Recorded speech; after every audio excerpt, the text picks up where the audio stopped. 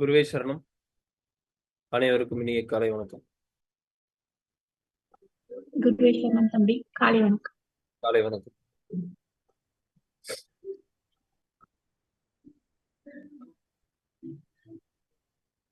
காலை வணக்கம். குருவே சரணம் ஜி, காலை வணக்கம். காலை வணக்கம். ஓகே, மத்தவங்களாம் கேமரா ஆன் பண்ணிக்கலாம். சிவன் ராஜ், சிவஸ்ரீ, அகிலன், நிருபி, ராசேந்திரகுமார், சுவாதி எல்லாம் கேமரா ஆன் பண்ணிக்கோங்க.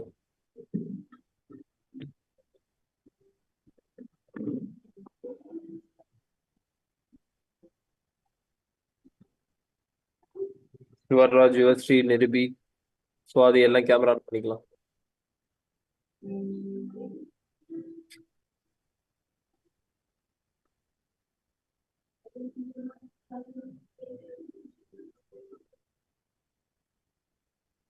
சரி, கண்களை முடிக்குங்க. கண்களை முடிக்கலாம்.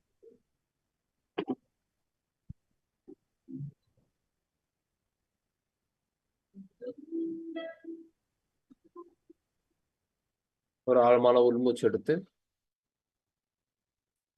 ஒரு ஆழமான வெளிமூச்சு.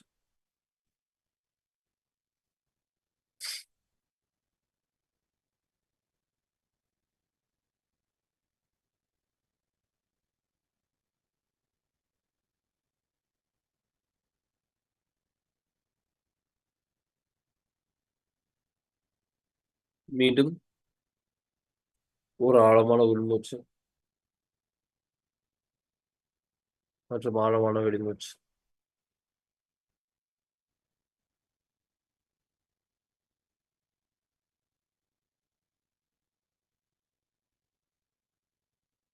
மீண்டும் ஒரு முறை.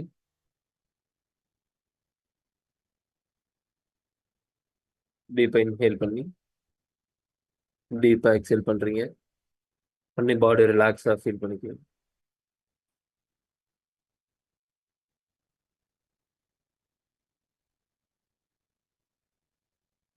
ஓம்.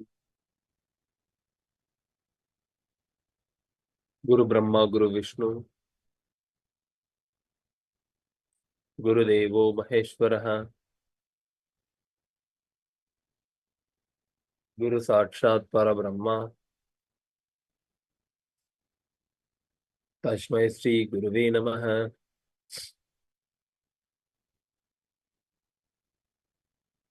ஓம் ஆதித்யாய சோமாய மங்களாய புதாயஷ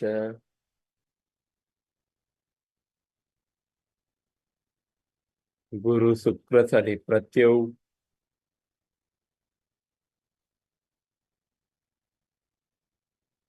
ராகுவே கேதுவே நமः.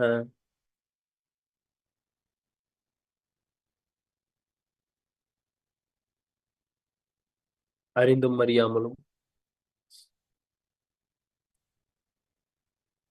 தெரிந்தும் தெரியாமலும் செய்த சகல குற்றங்களின் பிழைகளையும் பொறுத்து மன்னித்து காத்திருச்சு தரல வேண்டும். நான் செய்த தவறுகள், நான் செய்த பிழைகள், நான் செய்த குற்றங்கள் அனைத்தையும் மன்னித்து என் வாழ்க்கையை சுகமுடனும்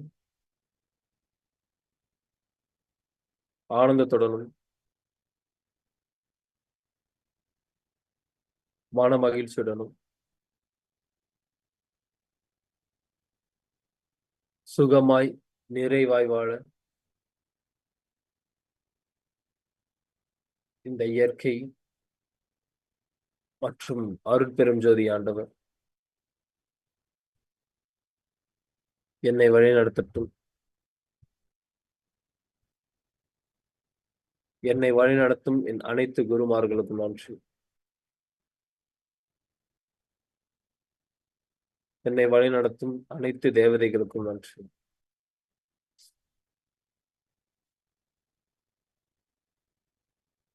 என்னை வழி நடத்தும் என் திதி தேவதைக்கு என் மனமார்ந்த நன்றிகள்.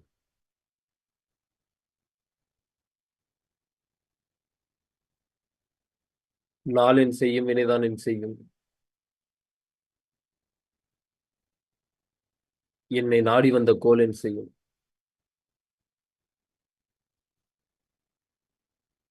கொடுங்கூற்று என் செய்யும். குமரேசர் இரு தாளும் சிலம்பும்.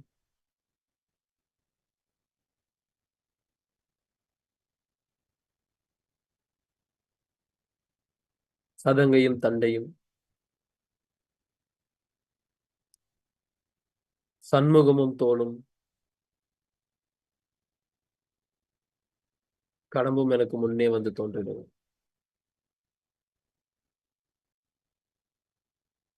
அருட்பெரும் ஜோதி அருட்பெரும் ஜோதி.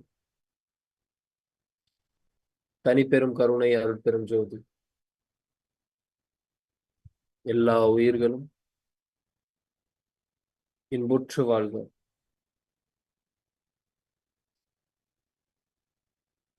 வள்ளல் மலரடி வாழ்க வாழ்க. குருவே சரணம். 1500 குருவே சரணம். குருவே சரணம்.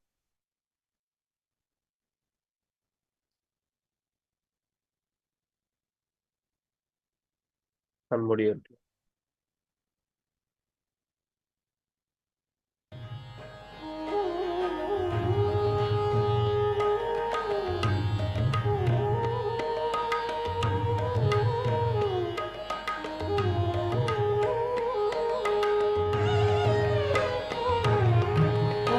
ஒன்றும் இல்லை மறைமூர்த்தி கண்ணா, உரை ஒன்றும் இல்லை கண்ணா, உரையொன்றும் இல்லை கோவிந்தா, உரையொன்றும் இல்லை மறைமூர்த்தி கண்ணா, உரையொன்றும் இல்லை கண்ணா, உரையொன்றும் இல்லை கோவிந்தா.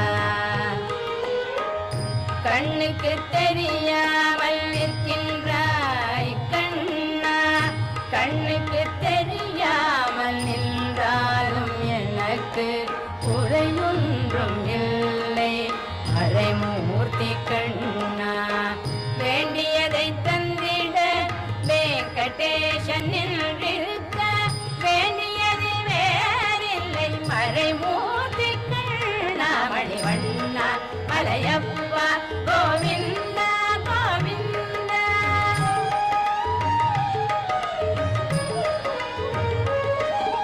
திரையில் பின் நிற்கின்றாய் கண்ணா, கண்ணா, திரையில் பின் நிற்கின்றாய் கண்ணா. உன்னை மறையோதும் ஞானியர் மட்டுமே காண்பார். திரையில் பின் நிற்கின்றாய் கண்ணா, உன்னை மறையோதும் ஞானியர் மட்டுமே காண்பார். என்றாலும் குறையொன்றும் எனக்கில்லை கண்ணா, என்றாலும் குறையொன்றும் எனக்கில்லை கண்ணா.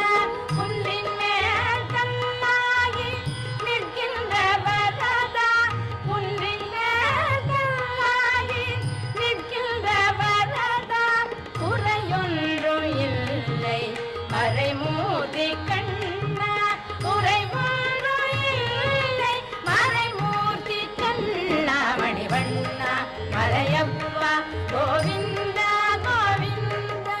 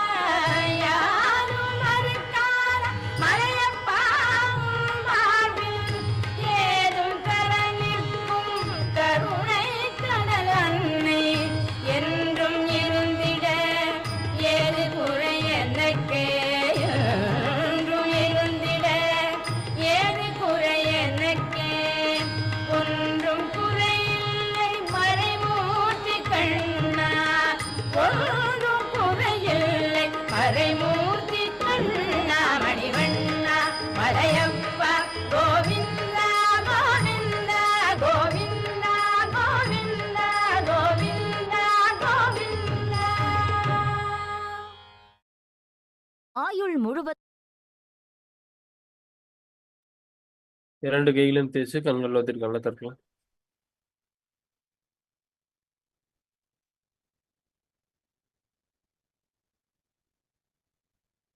காலை வணக்கம்.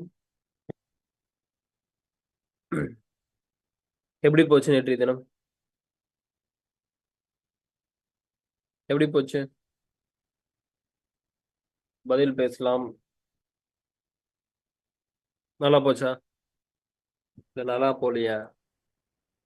இல்ல நல்லா நல்லா போச்சு. மாதிரி இருந்ததா? நல்லா போச்சு. ஓகே. என்ன டாஸ்க் கொடுத்தனோ அதை அப்ளை பண்ணீங்களா? அப்ளை பண்ண முடிஞ்சா? யாருக்காவது அந்த மாதிரியான நபர் யாராவது இருக்கீங்களா? பேசவே இல்லை அவங்ககிட்ட ரொம்ப நாளா. நேத்து தான் ஃபோன் பண்ணி பேசினேன். அந்த மாதிரி யாராவது இருக்கீங்களா? இல்ல இருக்கீங்களா? இல்ல. சரி. அக்செப்ட் பண்ணீங்களா? எத்தனை இடத்துல அக்செப்ட் பண்ண முடிஞ்சுச்சு? அக்செப்ட் பண்ணும்போது என்ன நடந்துச்சு ஷேர் பண்ணுங்க.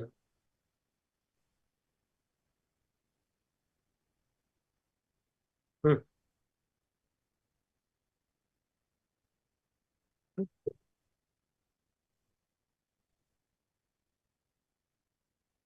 ம். ம்.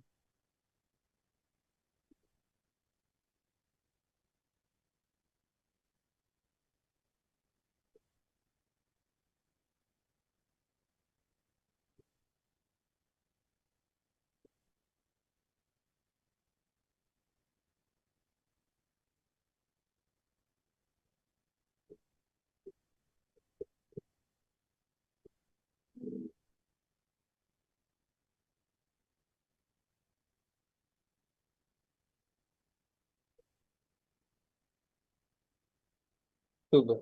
மத்தவங்க? ஓகே. மத்தவங்க யாரும் அப்ளை பண்ணலையா? பாஷினி, யுவஸ்ரீ, காயத்ரி யாரும் அப்ளை பண்ணலையா?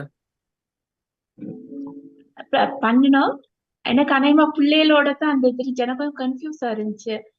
அது அந்த பிள்ளைங்க வந்து அந்த சொல்றது கேட்காம, அதாவது நாம சொல்றது கேட்காம அந்த இடத்துல நான் கோவப்படுவோம் தானே, அது இதுகளுக்கு அடங்குமா அது? அதாவது ஆம், குடும்பத்துல ஏற்றுக்கொள்வது அப்படின்றது உங்களுக்குள்ள போராட்டம் நிகழக்கூடாது. இப்ப அதுக்காக வந்து அவங்க பண்ணிட்டாங்க அதனால அவங்க அப்படியே பண்ணிட்டு போட்டோன்ட்டு ஏற்றுக்கொள்றது கிடையாது. அதான் சொன்னேன், எல்லா இடத்துலயும் தப்பா போய் அப்ளை பண்ணிடக்கூடாது அப்படின்னு சொல்லி சொன்னேன். ஆஹ் அவங்கள கண்டிப்பா கண்டிக்கணும். தவறு செஞ்சாங்கன்னா கண்டிப்பா கண்டிக்கணும். ஆனா அந்த கணத்தை மாத்த முடியாது இல்லையா? அடுத்த கணத்தை மாத்தலாம். அப்ப அதுக்கு உண்டான வேலை என்னவோ அதை நீங்க பார்க்கணும். அதனால வர நேரத்தை கூட ஏத்துக்கிட்டு அதாவது பிரச்சனைக்கான சொல்யூஷனை தேட மாட்டோம். அது எப்படி அது நடக்கலாம் அப்படின்றதுக்குள்ளேயே தான் இருப்போம். ஒரு விஷயம் நடந்துருச்சுன்னா அது எப்படி நடக்கலான்றதுக்குள்ளேயே தான் இருப்போம். சொல்யூஷன் என்னடா அப்படின்னா சொல்யூஷனுக்குள்ள போக மாட்டோம். ஒன்றும் இல்லை, இப்போ ரோட்ல போயிட்டு இருக்கீங்க, கார் வந்து பின்னாடி இடிச்சிருது அப்படின்னா நீங்க எந்த ஊர்? மலேசியாவா? ஸ்ரீலங்கா. ஸ்ரீலங்காவா? ஓகே. பின்னாடி வந்து வண்டி இடிச்சிருதுன்னு வைங்களேன். மலேசியால பார்த்தேன் என்னன்னா, சார் இடிச்சிட்டிங்களா, சரி ஓகே வாங்க பக்கத்துல வந்து ஸ்டேஷனுக்கு போயிட்டு ஒரு கம்ப்ளைண்ட் மட்டும் ரைஸ் பண்ணிட்டு நீங்க கிளம்பலாம் அப்படின்னு சொல்லி கூட்டிட்டு போயிட்டு கம்ப்ளைண்ட் மட்டும் ரைஸ் பண்ணிட்டு அவங்கவுங்க வேலையை பார்த்துட்டு போயிட்டாங்க. என்னன்னா வாட் நெக்ஸ்ட், அவ்வளவுதான். இப்ப இந்தியால இடிச்சிருந்தா என்ன பண்ணிருப்பானா, டே என்ன வேணுமோ பண்றா அப்படின்னா, அதெல்லாம் இல்ல, ஃபர்ஸ்ட் ஏன் இடிச்சுன்னு சொல்லுவான். இடிச்சது இடிச்சிட்டோம், அடுத்து வாட் நெக்ஸ்ட் அப்படின்றதுக்குள்ளதான் போய் ஆகணுமே தவிர ஏன் இடிச்சுன்ற அங்க கேள்வி இருந்துச்சுன்னா கேட்கலாம். நான் வேண்டாம்னு சொல்லி சொல்லல. அவன் ஏதோ ஒரு வகையில வண்டி ஓட்டிட்டு வந்து ஏன்டா இப்படியாட ஓட்டிட்டு வரோம்னா ஓகே, பட் நடந்துருச்சுல, அடுத்த இது என்னவோ அதுக்குதான் போகணுமே தவிர இன்னும் அந்த 1 மணி நேரம் அதை பத்தியே பேசிட்டு இருக்க கூடாதுன்ற.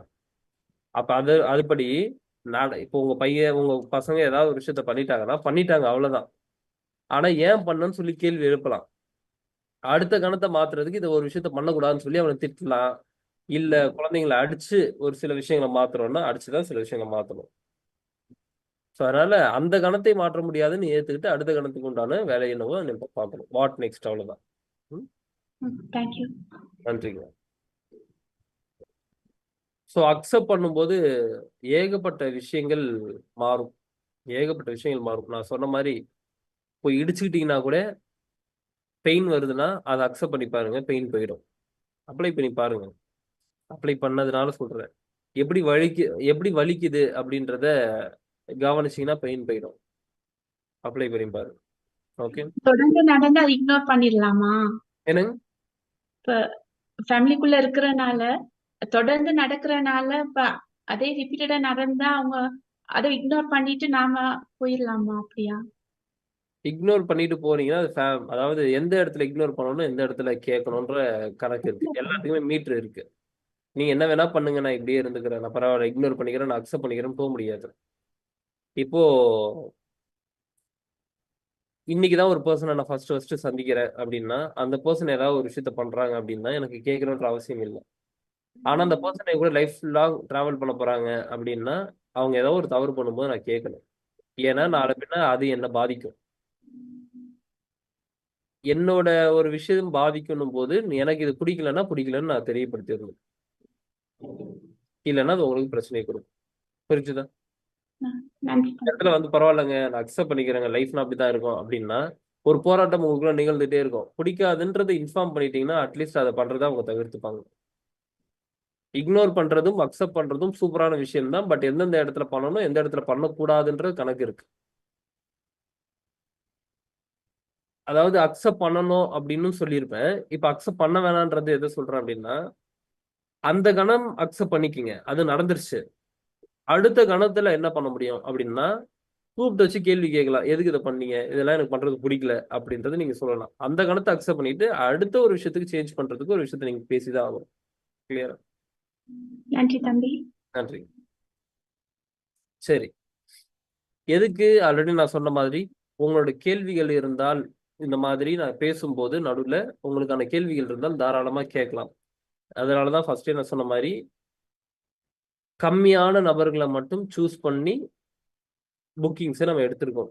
ஏன்னா உங்க கூட வந்து இன்ட்ராக்ஷன் வைக்கணும். இந்த இந்த செஷன் வந்து பிரம்ம முகூர்த்தம் பேட்ச் வந்து இன்ட்ராக்ட் பண்ணணுன்றதுக்காக தான். இல்லைன்னா என்ன பண்ணுவோம்னா சம்டைம்ஸ் வெறும் ஓப்பனிங்ல மட்டும் என்ன அப்ளை பண்ணீங்களான்னு கேட்பேன். அதுக்கப்புறம் டோட்டலா மியூட்ல தான் இருப்பாங்க. நான் பேசுறத பேசிட்டு கிளம்பி போயிட்டே இருப்பேன். பட் இந்த வாட்டி இன்ட்ராக்ட் பண்ணணுன்றதுக்காகவே தான் கம்மியான ஒரு பர்சனை நம்ம உள்ள எடுத்திருக்கோம். அதனால உங்களோட வாய்ப்பை பயன்படுத்திக்கங்க. இதை வந்து 1-on-1 செஷன்ல பே பண்ணிட்டு வந்து கேட்டுட்டு இருப்பாங்க. 1-on-1 செஷன்ல ½ அன் ஹவர் பேசணும் அப்படின்னா 3K இல்லை 2K டைரக்டா வர்றதுக்கும் ஆன்லைனை பொறுத்தோம்.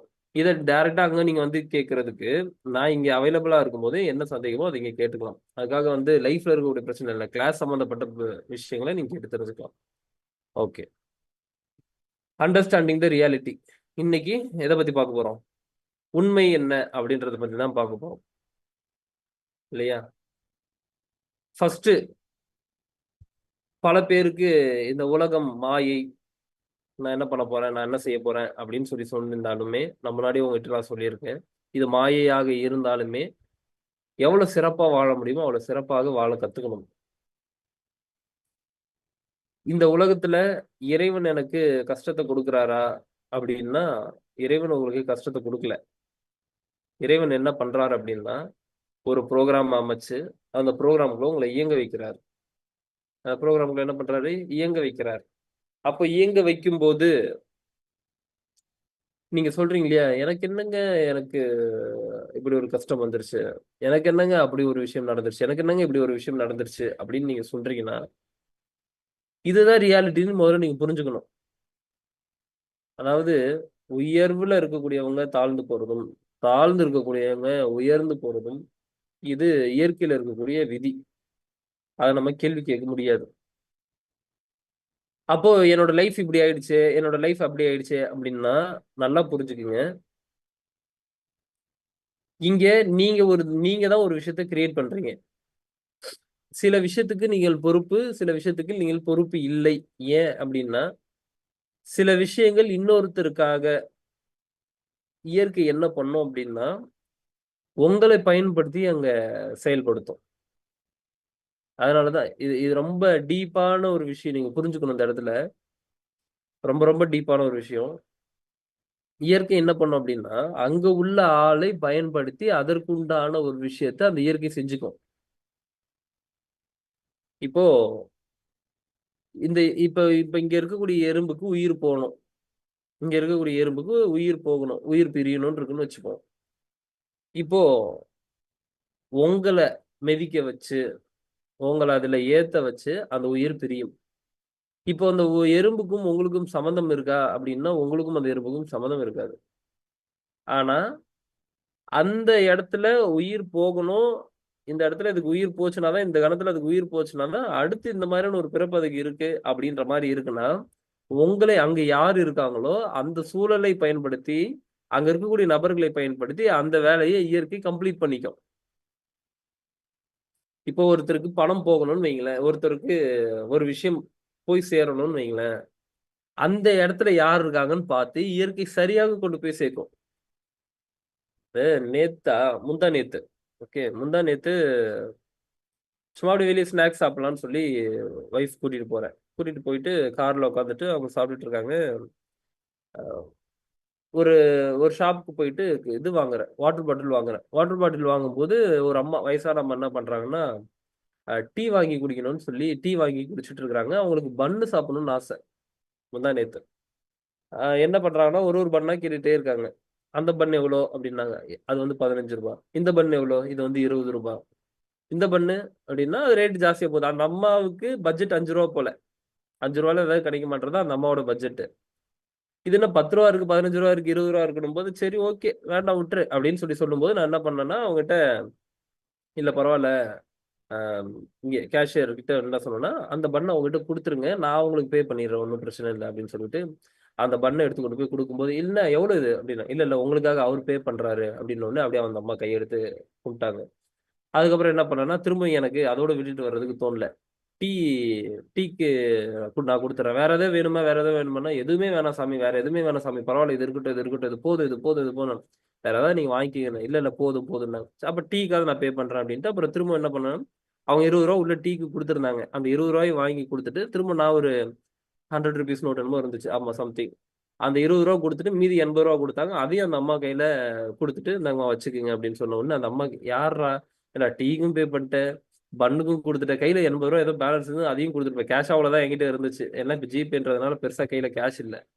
அதனால ₹80 இருந்துச்சுன்னா அந்த ₹80 கையில கொடுத்துட்டு வந்துட்டேன். இப்ப பாருங்க, இந்த இடத்துல ஏன் எனக்கு கொடுக்கணும்ன்ற ஒரு விஷயத்த இறைவன் அந்த இடத்துல எனக்கு சிந்தனையை கொடுக்கணும். நான் நல்லவன்றதுக்காக கிடையாது. சில இடங்கள்லாம் சில பேர் கேட்டாங்கன்னா மைண்ட் கூட இருக்காது, அப்படியே கடந்து போயிருப்போம். ஆனா அந்த இடத்துல ஒரு விஷயத்தை எனக்குள்ள தூண்டி விட்டு அந்த அம்மாவுக்கான சேவைய அந்த அம்மாவுக்கு என்னென்ன விஷயங்கள்லாம் பண்ணணுமோ அதெல்லாம் இயற்கை பண்ணிட்டு பாருங்க. இப்ப நானா இங்க குடுக்குறேன், இயற்கை அங்க உள்ள ஆளை பயன்படுத்தி குடுக்கும். இது என் காசு கிடையாது, இயற்கை கூடுந்து குடுக்கணும் நானு.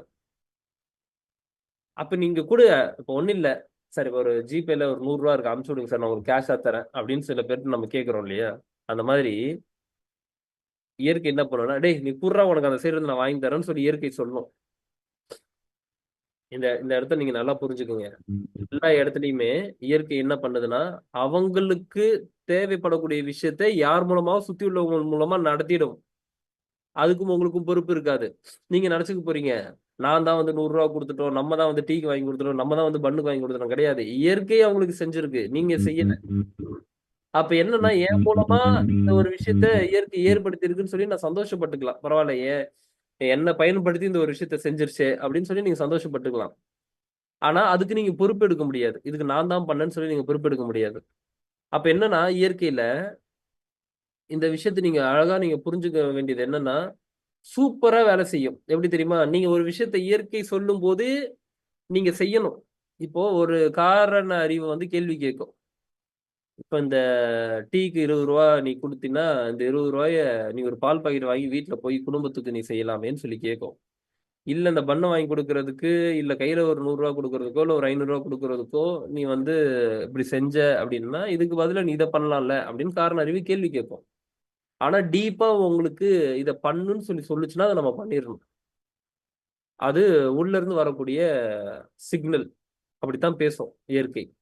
சில டைம்லலாம் குடுக்கணும்னு சொல்லிட்டு தோணியிருக்கு. அதுக்கப்புறம் ஏதோ ஒரு வகையில நான் கடந்து வந்திருந்திருப்பேன். வீட்ல வந்து ஒரு விஷயத்த பண்ணவே முடியாது. அதை பத்தின சிந்தனையாவே இருக்கும். ஏன் கொடுக்கல ஏன் கொடுக்கல ஏன் கொடுக்கலாம், அது டோட்டலா இப்ப தெரியுது. இயற்கை நம்மள அதுல கொடுக்க சொல்லி அந்த இடத்துல வலியுறுத்தி அவனுக்கு அதை பண்ணுன்னு சொல்லியிருக்கு. இப்ப அதை நீங்க பண்ணலன்னு வைங்களேன், என்ன தெரியுமா பண்ணும்? இன்னொருத்தனை வச்சு அதை பண்ணிட்டு போக போகுது. இன்னொருத்தனை வச்சு பண்ணிட்டு போகும். ஆனா உங்களுக்கு என்னன்னா, ஓகே நான் கொடுக்க சொல்லி நீ கொடுக்கல, அவ்வளவுதான். உங்களை இயற்கை அதுக்கப்புறம் எதற்கும் பயன்படுத்துறதுக்கு வாய்ப்பு குறைச்சிக்கிட்டே இருக்கும். ஏன்னா நீங்க அப்படிப்பட்ட ஒரு மனநிலையில இல்ல அப்படின்னா இயற்கை என்ன பண்ணணும், உங்களை பயன்படுத்தாது. இப்ப நீங்களே வந்து ஏதாவது உங்க பசங்க கிட்ட சொல்லி அதை வாங்கிட்டு வரன்னு சொல்றீங்க, அதெல்லாம் வாங்கிட்டு வர முடியாது அப்படின்னா அடுத்த வாட்டி நம்மளுக்கே சொல்றதுக்கு தோணாது. அவன் சொன்னாலும் வாங்கிட்டு வர மாட்டான் அப்படின்ற ஒரு மனநிலைக்கு போயிடுவோம் நம்மளே. அதே மாதிரி இயற்கை நம்மளை பயன்படுத்துவதை குறைச்சிக்கும். அப்ப நம்மளை பயன்படுத்துறதை குறைக்கும் போது என்ன நடக்கும் அப்படின்னா, அருள்ல எந்த ஒரு விஷயமும் இங்க சேராது. நீங்க போவீங்க வருவீங்க, உங்களுக்காக உங்களோட வாழ்க்கையை வாழ்ந்துட்டு இருப்பீங்க, மற்றவர்களை பத்தி சிந்திக்க மாட்டீங்க. அப்படின்னும் போது எனக்கான ஒரு வாழ்க்கையை நான் வாழ்றேன் அப்படின்னா அதற்கு உண்டாகுவது கர்மம். கர்மம் உண்டாகும். நீங்க உங்களோட குழந்தை உங்களோட ஃபேமிலி அப்படின்னு நீங்க இருக்கிறீங்க அப்படின்னா அதற்கு பேர் கர்மா. மத்தவங்க 4 உயிர் நல்லா இருக்கட்டும், மற்ற உயிர் நல்லா இருக்கட்டும் அப்படின்னு நினைக்கிறீங்கன்னா அது பேர் தர்மம். அப்ப கர்மத்திற்கும் தர்மத்திற்கும் மிகப்பெரிய ஒரு விஷயம் இருக்கு. என்னையும் என்னை குடும்பத்தை சார்ந்தவங்களும் நீங்க நல்லா இருக்கணும்னு நினைச்சீங்கன்னா ஓகே, அது கர்மம் உண்டாகும்.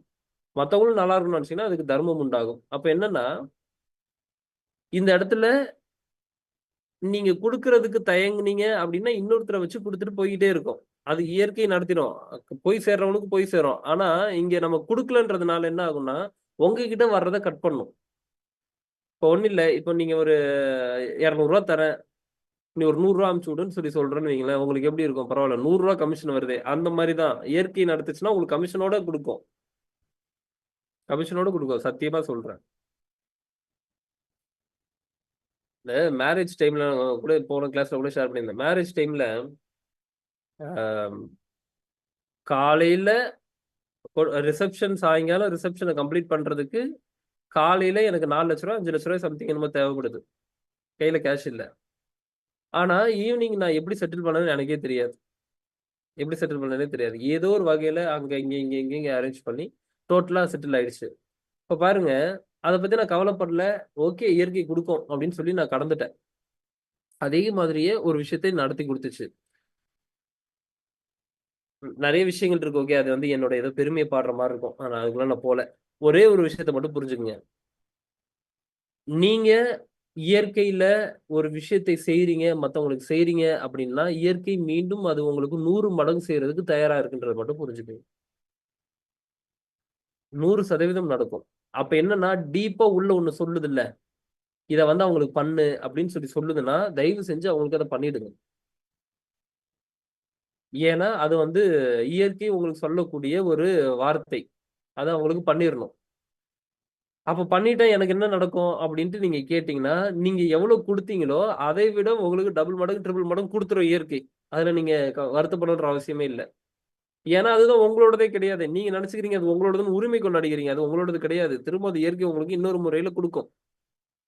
அப்ப என்னன்னா இந்த இயற்கையில எல்லாமே அங்க உள்ள ஒரு விஷயத்தை பயன்படுத்தி அந்த சாதிச்சுக்கும். இப்ப நான் சொன்ன மாதிரி எறும்பு ஒரு உயிர் போகணும் அப்படின்னா அங்க நீங்க மிதிச்சு அங்க ஒரு உயிர் போற மாதிரி எல்லாத்துக்கும் நீங்க பொறுப்பா அப்படின்னா கிட்டத்தட்ட பல விஷயங்களுக்கு ஒரு 3/4 to 90% நீங்கள் தான் நடக்கக்கூடிய ஒரு ஒரு விஷயத்துக்கும் பொறுப்பு. நீங்கள் செய்யாம ஒரு விஷயம் உங்களுக்கு நடக்காது. ஆனா சில விஷயங்கள் உங்களை பயன்படுத்தி பண்ணணும் போது நீங்க அதை எப்படி எடுத்துக்கணும் அப்படின்னா அது இறைவன் செய்த செயலாக நீங்க எடுத்துக்கணும். உங்களுக்கு கஷ்டமே வந்தாலும் அது இறைவன் செய்த செயலாக நீங்கள் எடுத்துக்கணும். ஏன்னா அது இயற்கை உங்களை வச்சு அங்க பயன்படுத்திருக்கு. அப்ப என்னன்னா அது இறைவன் கிட்ட ஒப்படைச்சிட்டீங்கன்னா இது உங்களுடையது இல்ல. அது உங்களுடையது இல்ல. அதனாலதான் வந்து இந்த நான் யார் அப்படின்னு சொல்லி ஒரு கேள்வியை எப்பயுமே அடிப்படையில கேட்க சொல்லுவேன். எப்படி நான் யார்? ரியாலிட்டியை நீங்க புரிஞ்சுக்கணும். நீங்க என்ன முதல்ல என்னன்றது தெரிஞ்சுக்கணும். நீங்கன்றது எதை சொல்றீங்க அப்படின்னு கொஞ்சம் உங்களை நீங்களே கேள்வி கேட்டு பாருங்க. நீங்கன்னா என்ன கேட்டா சொல்லுவீங்க. என்னோட பேர் வந்து ஜெயந்த், என்னோட பேர் ஸ்ரீ, என்னோட பேர் லலிதா, என்னோட பேர் சுபாஷினி அப்படின்னுவீங்க. நான் கேட்கறது நீங்கள் யார்? அவ்வளவுதான். புரியலையா? நானா என்ன சுபாஷினி தானே அப்படின்னு நீங்க கேட்கலாம். நானே லலிதா தானே அப்படின்னு கேட்கலாம். அது உங்களுக்கு வைக்கப்பட்ட பெயர். இப்ப நான் யாரு அப்படின்னா என் பேர் திருமாறனுங்க அப்படின்னு நான் சொல்றேன்னா இது எனக்கு வைக்கப்பட்ட பெயர் தானே. இப்ப நாளைக்கே நான் கௌதம் மாத்திக்கிறேன், என் பேர் கௌதம் தான். நாளைக்கே அகிலன் மாத்திட்டேன்னா என் பேர் அகிலன் தான். ஆமாவா இல்லையா?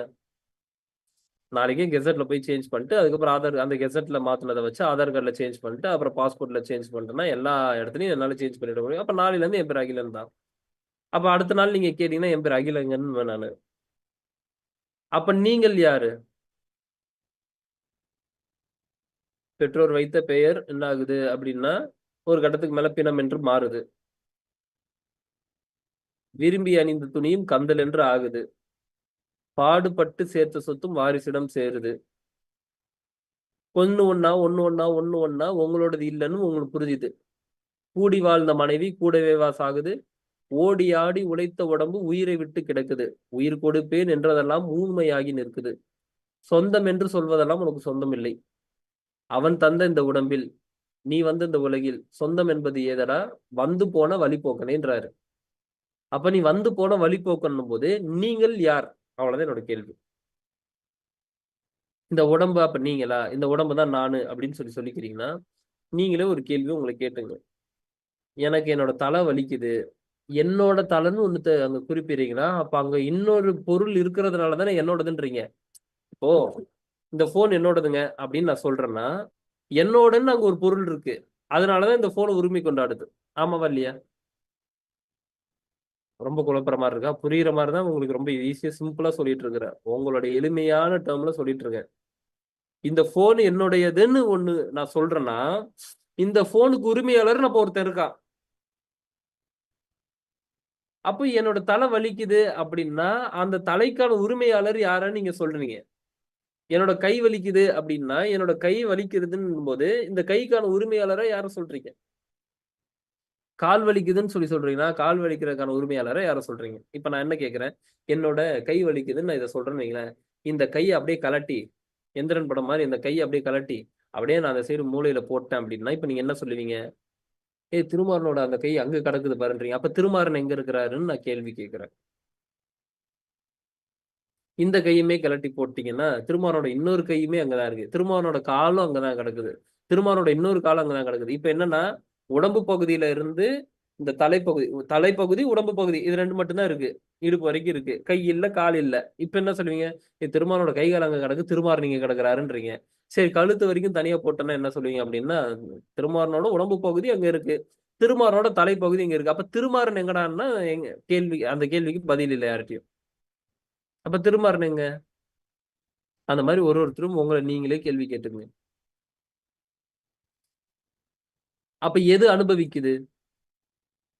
எனக்கு ரொம்ப கஷ்டமா இருக்குங்க, என் லைஃபே ரொம்ப பிரச்சனையா இருக்குங்க அப்படின்னு நீங்க சொல்றீங்கன்னா எது அங்க அனுபவிக்குது? இந்த கேள்விக்கு எனக்கு பதில் வேணும்.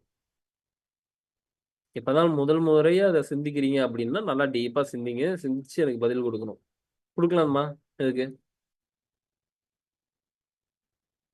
கேள்வி புதுசா இருக்கா இல்ல முன்னாடி இதை பத்தி சிந்திச்சிருக்கிறீங்களா? கிளாஸ் அட்டன் பண்ணவங்க இதுக்கு முன்னாடி சிந்திச்சிருப்பீங்க. அதுவும் சுசித்ரா மகளும் சொல்லவே வேணாம். இது வரைக்கும் நான் கூட கிளாஸ்க்கு வராம இருந்திருப்போம் போல, அவங்க கிளாஸ்க்கு வராம இருந்ததே கிடையாது இத்தனை பேட்ச்ல. லலிதாவையும் சொல்லவே வேண்டாம், எல்லா கிளாஸ் அட்டன் பண்ணிருவாங்க. அவங்களுக்கு இதை பத்தி நாலேஜ் இருக்கும். புதுசா நான் உள்ள பார்க்கக்கூடியவங்கள கேட்கிறேன், நீங்கள் யார்? மொத்த ஆன்மீகமும் இந்த இடத்துல இருந்துதான் தொடங்குது. மொத்த ஆன்மீகமும் எந்த இடத்துல இருந்து தொடங்குது? இந்த இடத்துல இருந்து தான் தொடங்குது. நான் அடிப்படையாவே எனக்கு 2-3 விஷயங்கள் தான், அதுக்குள்ள வச்சுதான் டோட்டல் ஆன்மீகமும் இருக்கு. ஒரே விஷயத்துக்குள்ள முடியும்னா இந்த விஷயத்துக்குள்ள முடிச்சிடலாம். நான் யாருன்ற விஷயத்துக்குள்ள முடிச்சிடலாம். அங்கதான் எல்லாமே இருக்கு. அப்ப நீங்கள் யார் அப்படின்றதான் என்னோட கேள்வி. நானுன்னு ஒண்ணு தாங்க ஒரு உரிமை கொண்டாடுதுல, அது எதுவாக இருக்குதுன்ற நீங்க எனக்கு பதில் கண்டுபிடிச்சு சொல்லணும். ஆத்மாவா அப்படின்னு நீங்க கேட்டீங்கன்னா அதுக்கு நீங்களே பதில் கண்டுபிடிச்சு சொல்லுங்க. ஆன்மாவாக நீங்கள் இருந்தா நான் ஆன்மான்னு எது சொல்லுது? நான் ஆன்மான்னு எது சொல்லுது? இப்ப இந்த ஆன்மாவே தான் உள்ள போய் போய் ரிட்டர்ன்ல வந்துகிட்டே இருக்கா? அப்ப இந்த ஆன்மா நீங்க அப்படின்னா எனக்குள்ள போய் இருக்கிறதும் ஆன்மா தான். அப்ப அவங்களுக்குள்ள இருக்கிறதும் ஆன்மா தான். உங்களுக்கு என்ன தனி சிறப்பு? நீங்கள் யாரு? இந்த கேள்வி ரொம்ப ஆழமா உங்களுக்குள்ள நீங்களே கேளுங்க. எனக்கு இதை கண்டுபிடிக்கிறதுக்கு ஒரு 6 மாசம் ஆச்சு.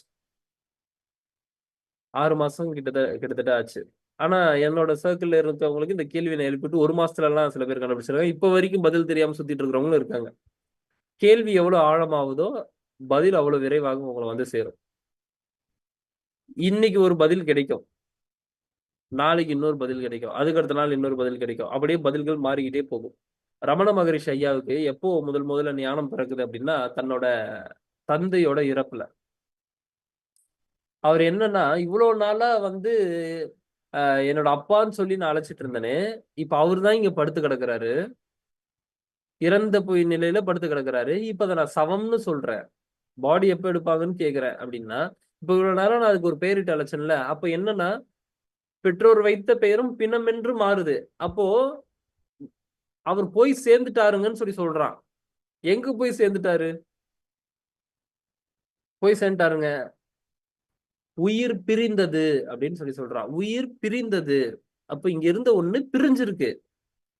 அப்ப என்ன வெளியே போயிருக்கு? அப்ப என்ன வெளியே போனதுனால இதுக்கு நான் சவம்னு பேர் வச்சுட்டேன். இவ்வளவு நாளா கௌதம்னு இருந்தது, இவ்வளவு நாளா வந்து சுரேஷன் இருந்தது, இவ்வளவு நாளா வந்து பிரசாந்த் இருந்தது. இது எல்லாமே இப்படின்றதுக்குள்ள அதுக்கு இன்னொரு பெயர்ல அழைக்கிறோம், சவம்னு அழைக்கிறோம். அப்படின்னா என்ன வெளியே போச்சு, எதற்குண்டான மதிப்பு நம்ம அதுக்கு கொடுத்துருக்கோம்? கண்டிப்பா உங்க கேள்வி கேட்கணும். கேட்கலாமா? இதை நீங்க புரிஞ்சுக்கிட்டீங்கன்னா தான் இந்த ரியாலிட்டியை நீங்க புரிஞ்சுப்பீங்க.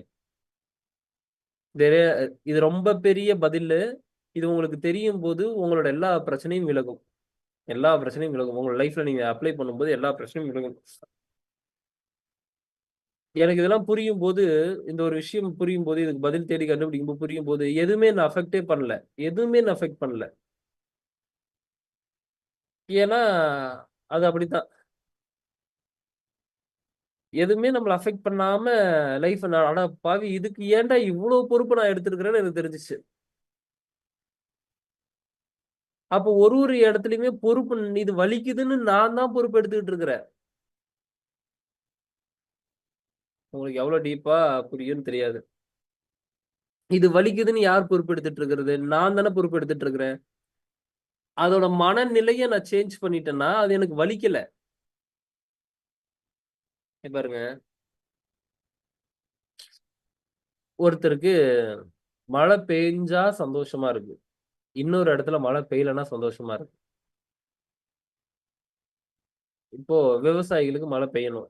இப்ப நீங்க காலையில எழுந்து வேலைக்கு போறவங்களா இருந்தீங்கன்னா, ஐயோ இப்படி மழை பெஞ்சிட்டு இருந்ததுன்னா எப்படி நான் வேலைக்கு போறது, நனைஞ்சிட்டேவா போறது, அப்படியே ஒரு மாதிரி கசகசன்னு இருக்குமே அப்படின்னு உங்களுக்கு. விவசாயிகளுக்கு என்ன, அதே ஊர்ல இருக்கிற விவசாயிகளுக்கு என்ன அப்படின்னா, மழை பெஞ்சிச்சுன்னா கொஞ்சம் நல்லா இருக்குமே, பயிர்கள் நல்லா செழிப்பா வளருமேன்னு இருக்கு. இப்ப ஒரே இடம் தான், மனிதர் தான், ஆனா 2 பேருக்கும் வெவ்வேறான கருத்துக்கள். இப்போ மழை பெய்யக்கூடாதுன்னு இருக்கிறவனுக்கு மழை பெஞ்சா சந்தோஷம், சரி மழை பெஞ்சா கஷ்டம். மழை பெய்யக்கூடாதுன்னு இருக்கிறவனுக்கு மழை பெஞ்சா கஷ்டம். மழை பெய்யணும்னு இருக்கிறவருக்கு மழை பெய்யலன்னா கஷ்டம்.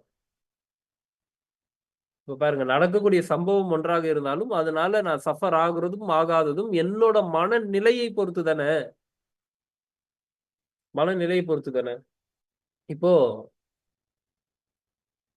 ஷேர் மார்க்கெட் ஒருத்தனுக்கு ஏறுனா சந்தோஷமா இருக்கு, ஒருத்தனுக்கு இறங்குனா சந்தோஷமா இருக்கு. கோல்டு ரேட் ஒருத்தனுக்கு ஏறுனா சந்தோஷமா இருக்கு, ஒருத்தனுக்கு இறங்குனா சந்தோஷமா இருக்கு. கோல்டு ரேட் ஏறுறவனுக்கு என்ன சந்தோஷம் அப்படின்னா, ஓகேங்க இப்பதாங்க ஒரு 10 நாளைக்கு முன்னாடி வாங்கினேன், ஒரு 70,000 ரூபாய்க்கு வாங்கினேன், இன்னைக்கு ஒரு 80,000 தொட்டிருக்கு, 10,000 ரூபாய் ப்ராஃபிட்னு நினைக்கிறான். இன்னைக்கு ஒருத்தன் கல்யாணத்தை வச்சிருக்கிறான், இன்னைக்கு போய் நகை எடுக்க போகணும்ன்றான். அடப்பாவி, ஒரு வாரத்துக்கு முன்னாடி 10 நாளைக்கு முன்னாடி 70,000 ரூபாயில இருந்தது, இன்னைக்கு 80,000 ரூபாய் வந்துருச்சு. அப்பயே எடுத்திருந்தா கூட 10,000 ரூபாய் நம்மளுக்கு ஒரு சவரனுக்கு ப்ராஃபிட் இருந்திருக்கும். இன்னைக்கு அவனுக்கு அது வருத்தமா இருக்கு. அப்ப என்னன்னா, இன்னைக்கு தங்கம் விலை சேம் தான், ஆனா நீங்கள் என்ன மாதிரியான மனநிலையில இருக்கிறீங்கன்றத பொறுத்து உங்களோட அங்க போராட்டம் நிகழுது. புரிஞ்சுக்க முடியுதா இல்லையா? எல்லாமே அப்படித்தான், எல்லாமே அப்படித்தான். நீங்கள் அதை எப்படிப்பட்ட பார்வையில பார்க்கிறீங்க? இப்போ இந்த போன் இருக்கு, இப்படி கீழே விழுந்து உடையுது அப்படின்னா, ஐயோ போன் போச்சுன்னா இப்ப பட்டுன்னு என்ன பண்றீங்க அப்படின்னா, ஊர்ல இருக்கிறவங்க, தம்பி அந்த போன் போனா என்ன, அதெல்லாம் ஒன்றும் பிரச்சனை இல்லை, வருத்தப்படாதீங்க, யாரும் சொல்ல மாட்டீங்க. ஒரு ஒரு ஒரு ஆசைக்கு சொல்றேன்னு வச்சுப்போம். சும்மா ஒரு எக்ஸாம்பிளுக்கு சொல்றேன். தம்பி அந்த ஃபோன் போனா என்ன, உங்களுக்கு இப்ப இருக்கக்கூடிய 16 ப்ரோ மேக்ஸே வாங்கி தரேன், அடுத்து 17 லான்ச் ஆச்சுன்னா 17 வாங்கி தரேன்னா எனக்கு சந்தோஷமாயிடும் உடனே. பரவாயில்ல. 13 ப்ரோ மேக்ஸ் போனாலும் அடுத்து ஒரு 3 வருஷத்துல தேவையான ஏதோ ஒரு விஷயம் எனக்கு புது விஷயம் கிடைச்சிருச்சுன்னும் போது உடனே மனம் சந்தோஷப்பட்டுரும். அப்ப இங்க துக்கப்படுறதும் சந்தோஷப்படுறதும் அந்த நேரத்துல என்ன மாதிரியான சிந்தனையில இருக்கிறேன், என்ன மாதிரியான ஒரு விஷயம் எனக்கு கிடைக்குதுன்றது பொறுத்து தான் அமையுது. பட்டுன்னு எனக்கு துக்கமானது அடுத்த செகண்டே எனக்கு சந்தோஷத்தை கொடுக்குது. பரவாயில்ல, இது போனதுனால தானே இது வருது அப்படின்னு ஒரு சந்தோஷத்தை கொடுக்குது. அப்படின்னா உங்களோட மனநிலை எப்படி, அதுக்கு தகுந்தாற் போலதான் உங்களோட வாழ்க்கையே. இந்த ரியாலிட்டி நீங்க புரிஞ்சுக்கிட்டீங்கன்னா உங்களுக்கு பிரச்சனை இல்லாத நீங்க வாழ்க்கையை வாழலாம். இப்ப என்னன்னா, நான் முன்னாடியே சொன்ன மாதிரி எதெல்லாம் உங்க கையில இல்லையோ அதெல்லாம் நினைச்சு நீங்க ரொம்ப வருத்தப்பட்டுட்டு இருக்கிறீங்க. ரொம்ப அதுக்கு மாத்துறதுக்கு முற்பட்டுட்டு இருக்கிறீங்க. நான் முன்னாடியே சொன்ன மாதிரி இயற்கை அந்த கணத்துல உங்களை பயன்படுத்தி மூவ் பண்ணிட்டு போகும். அதுக்கு நீங்க உட்காந்து அனலைஸ் பண்ணிட்டு இருக்க கூடாது. எதுக்கு ஏன் எனக்கு மட்டும் இப்படி இருக்குது, எனக்கு இப்படி மட்டும் இருக்குன்னு சொல்லி உட்காந்து புலம்பிட்டு இருக்க கூடாது. இது இறைவனோட செயல்னு சொல்லி கடக்க ஆரம்பிச்சிட்டீங்கன்னா அது அப்படியே கடந்து போயிடும். ஏன்னா அதற்கான பொறுப்பை நீங்கள் எடுக்க மாட்டீங்க. இப்போ ஒரு எக்ஸாம்பிளுக்கு இதுதான் வந்து கிருஷ்ணரோட உபதேசம். என்ன மாதிரியான உபதேசம் தெரியுமா? ஒரு ஒரு 10 வரியில சொல்லிட்டு போயிட்டாரு அந்த மனுஷன். ஆனா அதுக்கு பின்னாடி தான் மொத்த வாழ்க்கையுமே இருக்கு. எது நடந்ததோ அது நன்றாகவே நடந்தது. எது நடந்ததோ அது உனக்கு நன்றாக தான் நடந்தது. இப்ப நீங்க கேள்வி கேட்பீங்க. எனக்கு என்னங்க இது என்னங்க நன்மையா நடந்தது? எனக்கு வேலை போச்சுங்க அப்படின்னு நீங்க சொல்லுவீங்க. அடுத்து ஒரு 5 வருஷத்துல இல்ல ஒரு 10 வருஷத்துல இல்ல ஒரு 30 வருஷத்துல கேட்டா என்ன தெரியுமா சொல்லுவான்? நல்ல வேலைங்க அன்னைக்கு வந்து அங்க நான் வந்து ரிஜெக்ட் ஆனேன். எனக்கு வேலைய வந்து என்ன வந்து லே ஆஃப் பண்ணாங்க. என்ன வந்து ஃபயர் பண்ணாங்க. அதுக்கப்புறம் தான் வந்து என்னால சாதிக்க முடியாதுன்னு சொல்லி ஒரு பிசினஸ் ஸ்டார்ட் பண்ணேன். இன்னைக்கு பாருங்க 3000 கோடி ப்ராஃபிட் பண்ணியிருக்கேன்னுவான். அங்க இருந்திருந்தானா ஒரு 30,000 ரூபாய் மாசத்துக்கு சம்பாரிச்சுட்டு இருந்திருப்பான். இந்த சைடு வந்து ஒரு 3000 கோடி ப்ராஃபிட் பண்ணியிருப்பான். நீங்க உங்கள வெளிய அனுப்பும்போது உங்களுக்கு வருத்தம். ச்சே! எதுவுமே நம்மளுக்கு லைஃப்ல கிடைக்கலையேன்னு ஒரு வருத்தம். கிட்டத்தட்ட 53 வயசுலயோ என்னமோ சம்திங் 63 வயசுலயோ தான் KFC ஓனர் வந்து பெரிய ஆள் ஆகுறாரு. ஜாக் மா, அலிபாபா நிறுவனத்தோட ஓனர் பல பேரோட ரிஜெக்ஷனுக்கு அப்புறம் தான் அலிபாபான்ற நிறுவனத்த ஸ்டார்ட் பண்றாரு. இப்படி எத்தன பேர சொல்ல முடியும்? ஏகப்பட்ட பேர் இருக்காங்க. அ டிராவல்ஸ் இந்த டிராவல்ஸா பேர் வர மாட்டேங்குது குயிக்கா.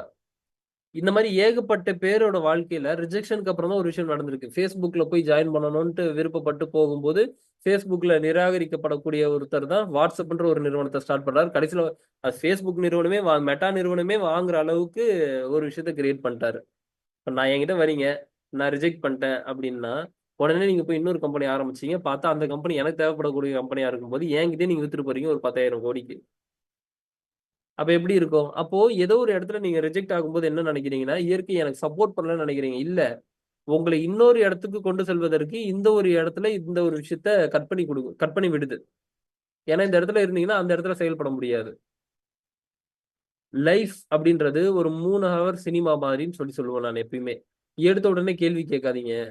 ஏன் இவன் இப்படி போறான்? ஏன் இந்த இந்த இந்த படமா? ஏன் இந்த அநேகன் படத்துல ஏன் இவரு கை உள்ளேயே வச்சுட்டு இருக்கிறாரு? அப்படின்னு நீங்க கேள்வி கேட்டீங்கன்னா, அது அப்ப தெரியாது. பின்னாடி ஏன் கைய உள்ள வச்சுட்டு இருந்தாருன்னு பின்னாடி தான் சொல்லியிருப்பான். கிளைமாக்ஸ்ல. நாம இப்பயே அத தெரிஞ்சுக்கணும்னு ஆசைப்பட்டுட்டு இருக்கோம். இப்பயே தெரிஞ்சுக்கணும்னா உங்களால படத்த புரிஞ்சுக்க முடியாது. படத்த நீங்க பார்க்க முடியாது. அப்ப படம்னா ஒரு 3 மணி நேரம் ஓடும். அதுல எவன் கெட்டவன் தெரியாது. அங்க ஒரு ஒரு கெட்டவன் இருப்பான். அந்த கெட்டவன வச்சு தான் படம் ஓடி ஆகணும். அத கடைசில தான் ஹீரோ கண்டுபிடிப்பாரு. நீங்க இப்பயே ஹீரோவ கண்டுபிடிச்சிடணும். "டேய் டேய் இதோ போறான்டா" அப்படி திரும்புனீங்கன்னா அவன் தான்டா வில்லன்னு உங்களுக்கு தோணும். என்னடா இந்த கேப்ல மிஸ் ஆயிட்டானே வில்லன். இப்படி ஆட்டோல ஏறுவாரு, அவன் இப்படி போவான். நம்மளுக்கு தோணும், டேய் அப்படியே பார்த்திருந்தாலே கண்டுபிடிச்சிருந்திருக்கலாமேடா. நான் 3 மணி நேரம் படத்த எப்படி ஓட்டுறது? அப்ப ரியாலிட்டில நீங்க புரிஞ்சுக்க வேண்டியது என்னன்னா, இயற்கையில அப்படித்தான் நடக்கும். நீங்க கேள்வி கேட்கக் கூடாது. அத அக்செப்ட் பண்ணிக்கணும். அப்ப எது இன்று உன்னுடையதோ, அது நாளை வேறொருவருடையது. இன்னொரு நாள் அது மற்றவனுடையது ஆகும். இதுதான் இயற்கையின் சாராம்சமாகும். அப்ப என்னன்னா, இன்னைக்கு நடந்தது நன்றாக தான் நடந்தது. நாளை இருக்கக்கூடியதும் நன்றாக தான் நடக்கப் போகுது. இப்ப நடந்துட்டு இருக்கிறதும் நன்றாக தான் நடந்துட்டு இருக்கிறவங்களுக்குரிய ஒரு மனநிலைக்கு வரணும். நீங்க எவ்வளவு பெரிய பிரச்சனைகள்ல இருந்தாலும், இது சரியாக தான் நடக்குதுன்ற ஒரு மனநிலைக்கு வரணும். அது சரியா தாங்க நடக்குது. பரவாயில்லங்க இன்னைக்கு. அதனால நான் எந்த செயலும் செய்ய மாட்டேன். அப்படி கிடையாது. அதுக்கு வருத்தப்படாம செயல் என்னவோ அந்த செயலை செய்யணும். ஓ!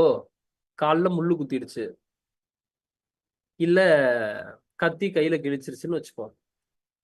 எல்லாம் இறைவனோட செயல், நடக்க வேண்டியது கரெக்டா நடந்திருக்கு, பரவாயில்ல அப்படின்னு சொல்லிட்டு ஏத்துக்குங்க, வேண்டாம்னு சொல்லல. ஆனா பரவாயில்ல, எல்லாம் இயற்கையில கரெக்டா தான் நடக்குதுன்னு சொல்லி அப்படியே கிழிச்ச கத்தி கிழிச்சிருச்சு கையில அப்படின்னா பரவாயில்ல, ரத்தம் போறது இயற்கையின் செயல், நடந்தது நன்றாகவே நடந்ததுன்னு சொல்லி அப்படியே ரத்தத்தை விட்டுக்கிட்டே இருப்பீங்களா? பட்டுன்னு ஹோல்ட் பண்ணி ஏதோ ஒரு பேண்டேடோ இல்ல வந்து ஏதோ ஒரு துணியை சுத்துவீங்க ரத்தம் போகாம இருக்கிறதுக்கு. ஆமா தானே? பக்கத்துல ஒருத்த மயக்கம் போட்டு விழுவுறான், பரவாயில்ல, எல்லாம் இறைவனோட செயல், நடக்கட்டும், எல்லாம் நன்றாகவே நடக்கட்டும் அப்படின்னு விட்டுருவீங்களா? பட்டுன்னு ஒருத்தன் ஹார்ட் பிடிச்சிட்டு அப்படியே உட்காடுறான், பரவாயில்ல, எல்லாம் இயற்கையின் செயல், நடக்கட்டும் எல்லாம் அப்படின்னு விட்டுருவீங்களா? இல்லையே. அந்த கணத்துல அதுக்கு என்ன ஆக்ட் பண்ண முடியுமோ, அதுக்கு என்ன செயல் நீங்க செய்ய முடியுமோ அந்த செயலை நீங்க செய்ய தான் போறீங்க. புரியுதா இல்லையா? அப்போ அந்த செயலை செய்து விட்டு நீங்க இறைவன் கிட்ட ஒப்படைச்சிடணும். அதுக்கப்புறம் காப்பாத்துறது உங்களோட வேலை இல்ல, காப்பாத்த உங்களால முடியாது. அந்த இடத்துல என்ன செயல் செய்ய முடியுமோ அந்த செயலை மட்டும்தான் உங்களால செய்ய முடியும். அப்போ இதுதான் நீங்க புரிஞ்சுக்கணும். எந்த அளவுல எனக்கான ஒரு நிலை கொடுக்கப்பட்டிருக்கோ அந்த நிலையில மட்டும்தான் நான் ப்ளே பண்ண முடியும். அதை தாண்டி என்னால ப்ளே பண்ண முடியாது. அதை தாண்டி என்னால ப்ளே பண்ண முடியாது. இப்ப என்னன்னா என் கையில இல்லாத விஷயத்தெல்லாம் நான் நினைச்சு வருத்தப்பட்டுட்டு இருந்தேன்னா கடைசி வரைக்கும் வருத்தப்பட்டுட்டே இருக்க வேண்டியதான்.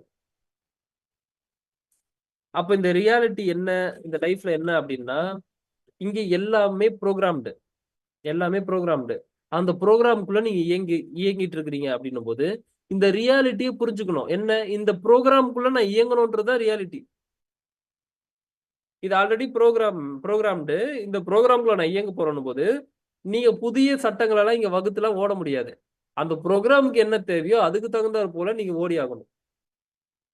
அதான் இயற்கையின் விதின்னு சொல்லி சொல்றோம். இயற்கையுடன் ஒத்திசைவாக இயங்குதல்னு அதைத்தான் சொல்றோம்.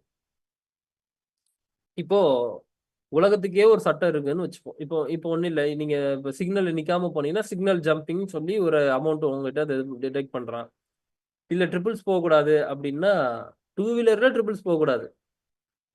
அப்போ 2 வீலர்னா இந்த மாதிரியான சட்டத்திட்டங்கள் சொல்லி இருக்கிறான். அப்ப ஹெல்மெட்டுக்கு முன்னாடி பின்னாடி பிள்ளையான் டிரைவரும் போடணும், ஃப்ரண்ட்ல இருக்க டிரைவரும் போடணும். அப்போ 2 பேருமே வந்து ஹெல்மெட் போடணும் அப்படின்னா அதை போடலன்னா நீங்க வந்து ஃபைன் நீங்க பே பண்ண போறீங்க. இதுதான் இங்க இருக்கக்கூடிய சட்டத்திட்டங்கள். அதை மீறினீங்கன்னா அதற்கு உண்டான ஒரு விஷயத்தை என்னவோ நீங்க ரீபே பண்ணி தான் ஆகணும். புரியுதா? அதுக்கு என்னவோ அதுக்கான கான்சிக்வன்சஸ் ஃபேஸ் பண்ணி தான் ஆகணும். இப்போ இந்த இடத்துல ஒரு போலீஸே வேண்டாம்னு வச்சுப்போம். ஜஸ்ட் ஒரு மிஷின் மட்டும் இருக்கு. நீங்க கடந்து போகும்போது ஹெல்மெட் இல்லைன்னா உங்களுக்கு வந்து உடனே இவர் ஹெல்மெட் போடலன்னு அந்த நம்பரை ஸ்கேன் பண்ணி உங்களுக்கு ஒரு சலான் போட்டு அனுப்புதுன்னு வச்சுப்போம். இப்ப இந்த இடத்துல என்ன டிரைவரா தேவை? சரி, இந்த இடத்துல என்ன போலீஸா தேவை? தேவையில்லை. அந்த இடத்துல ப்ரோக்ராம் செய்யப்பட்டிருக்கு. அந்த இடத்துல ஆள் இல்லைனாலும் அந்த ப்ரோக்ராம் இயங்கிட்டு தான் இருக்கும். புரியுதா? அப்போ ரியாலிட்டி என்னன்னா, எனக்கு ஏன் இப்படி நடக்குது, எனக்கு ஏன் இப்படி இருக்குன்னா உங்களுக்கு விளையாட தெரியல. எனக்கு மட்டும் என் பணமே வர மாட்டேது, எனக்கு மட்டும் என் பணமே வர மாட்டேது அப்படின்னா பணம் வரக்கூடிய ஈர்ப்பு நிலையில நீங்க இல்ல. பணம் இப்படி இப்படி இருந்தாதான்டா நான் வருவேன்னு அது ஒண்ணு சொல்லுதுன்னா நீங்க அப்படி அழைக்கல. அதாவது நான் என்ன சொல்றேன்னா, நம்ம சொந்தக்காரவங்க எல்லாம் வந்து இன்விடேஷனை வாட்ஸ்அப்ல அனுப்பிச்சா வரமாட்டாங்க. கொஞ்சம் புரிஞ்சவன் வருவான், இல்லைன்னா என்ன மதிக்கல அப்படின்னு நினைக்கிறவன் வரமாட்டான். அப்ப என்ன பண்ணணும் அப்படின்னா, அவங்க அப்படிப்பட்ட நிலையில இருக்கிறாங்கன்னா அப்ப அவங்களுக்கு தகுந்தாற் போலதான் நான் சொல்லணும். வர வேண்டாம்னா விட்டுருங்க, கூப்பிடவே தேவையில்லை. பட் அவன் வரணும் அப்படின்னு நீங்க நினைக்கிறீங்கன்னா அவங்க என்ன மாதிரியான ஒரு மனநிலையில இருக்கிறாங்களோ, என்ன மாதிரியான அவங்க ப்ரோக்ராம்ல இருக்கிறாங்களோ அப்படித்தானே நீங்க கூப்பிட்டாகணும். அப்ப இந்த பிரபஞ்சமும் இப்படி நீ கூப்பிட்டாதான் நான் வருவேன்னு ஒண்ணுத்தபடி ஒண்ணு வச்சிருக்கேன், பணமோ இல்ல ஏதோ ஒண்ணு. அப்ப நீங்க அந்த நிலைக்கு நீங்க போனீங்கன்னா தான் அதை நீங்க இங்க எடுக்க முடியும். இங்க உட்காந்துட்டு நீங்க எடுக்க முடியாது. அதாவது 92.7ல தான் பிக் எஃப்எம் இருக்குன்னா 92.7ல 92.7க்கு நீங்க போனீங்கன்னா தான் பிக் எஃப்எம் கேட்க முடியும், இல்லைன்னா கேட்க முடியாது. அப்போ அதோட ஃப்ரீக்வன்சி கூட மேட்ச் பண்ணாதான் அந்த விஷயமே உங்களால பிடிக்க முடியும். அப்போ இங்க உங்களோட லைஃப்ல எல்லாமே எல்லாம் இங்க இருக்கு, எல்லாமே இங்க இருக்கு, எல்லாமே இங்க இருக்கு. பிரச்சனை என்னன்னா நம்மளுக்கு அதை எப்படி எடுக்கிறதுன்னு தெரியாது.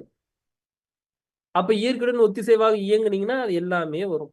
இதனாலதான் தர்மத்திற்கு அவ்வளவு வேல்யூ கொடுக்கப்பட்டது. ஏன் தெரியுமா? தர்மம்ன்றது இயற்கையுடன் ஒத்திசைவாக இயங்குதல்னு அர்த்தம். இயற்கையில என்ன மத்தவனுக்கு கொடுந்து மத்தவன் அன்பா பார்த்துக்கோந்து உனக்காக வாழாத பிறருக்காக வாழ்ந்துக்கோ அப்படின்னு சொல்லி சொல்லுது. இன்னொரு உயிரை நேசிந்து மற்ற உயிர்களுக்கு ஏதாவது பிரச்சனைன்னா உன்னோட உயிர் துடிக்கிறோன்னு இது எல்லாமே தர்மத்துக்குள்ள வந்துடும்.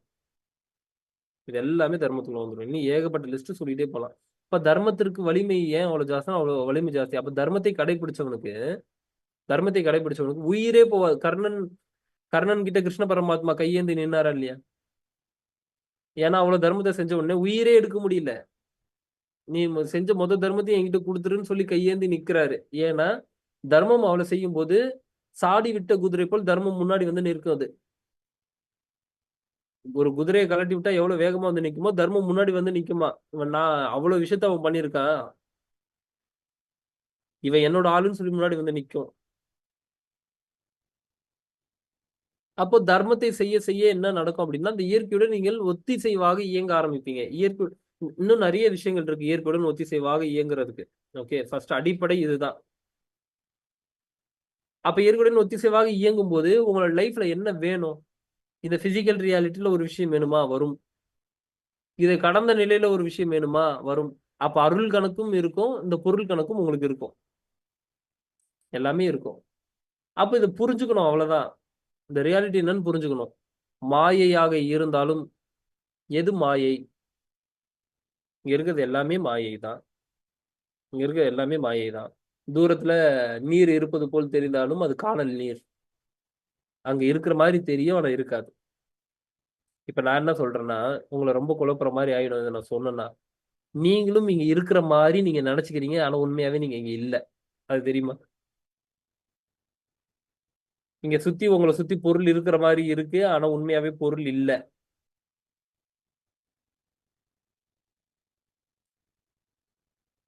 இங்க நீங்க இப்ப ஆப்போசிட்ல டிவி இருக்கிற மாதிரி திங்க் பண்ணிக்கிறீங்க, உண்மையாவே டிவி இல்ல. அப்ப நீங்க ஒண்ணுன்னு இருக்கிற மாதிரி நினைச்சிருக்கீங்க, உண்மையாவே நீங்களும் இல்ல. எதுவுமே இங்க இல்ல, எல்லாமே வெட்ட வெளி, அவ்வளவுதான். அப்ப எது இங்க இருக்குன்னு சொல்லும் போது இருக்கு, இல்லன்னு சொல்லும் போது இல்ல. ரொம்ப குழப்பறனோ? அதாவது கல் இருந்தா நாயை காணும், நாய் இருந்தா கல்ல காணும்னு பாட்டு தெரியுமா? கல் இருக்கும்போது நாய் இருக்காது. அதாவது ஒரு கல்லாக பாத்தீங்கன்னா அந்த கல்ல அது வெறும் கல்லாக பாத்தீங்கன்னா அதுல நாய் தெரியாது, நாய் உருவம் தெரியாது. நாயாக பார்த்தா அது கல்லா ஃபீலா வராது. அதுதான் அதோட அர்த்தம். கல்லுல நாயை செதுக்கியிருப்பான், அது நாயின்னு ஃபீல் பண்ணா நாய், அது கல்லுன்னு ஃபீல் பண்ணான்னா கல்லு. இப்ப தொழில் துறை வந்துச்சுன்னா அதை நாயா பார்க்காது, கல்லா பார்க்கும். இப்போ தொழில்துறை வந்துச்சுன்னா சிலைய கல்லா பார்க்கும். ஆனா நீங்க எப்படின்னா அப்பா இறைவா முருகப்பெருமானே சிவபெருமானேன்னு கையெடுத்து கும்பிட்டுட்டு இருப்பீங்க. அத பார்க்கக்கூடிய நிலை மாறுது. அப்ப என்னன்னா இங்க நம்ம மனம் தான் ஒரு விஷயத்தையுமே கிரியேட் பண்ணுது. நம்ம இல்யூஷன் சொல்லி சொல்றோம் இல்லையா? நீங்க யோசிச்சு பாருங்க, காட்சி பிழையாக கூட சில விஷயங்கள் உங்களுக்கு தெரியும். இப்போ நேற்று கூட ஒரு 3D இதை பார்த்தேன். அப்படியே பார்த்தா அது வெறும் ஒரு 3Dயோட டிராயிங்.